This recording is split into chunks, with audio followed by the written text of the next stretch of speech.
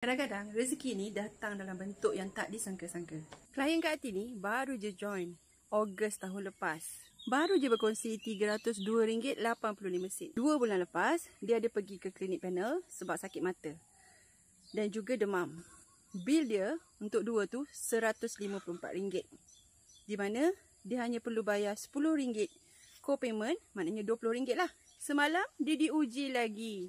Jari tengah dia ni terhempap dengan dahan pokok besar depan rumah.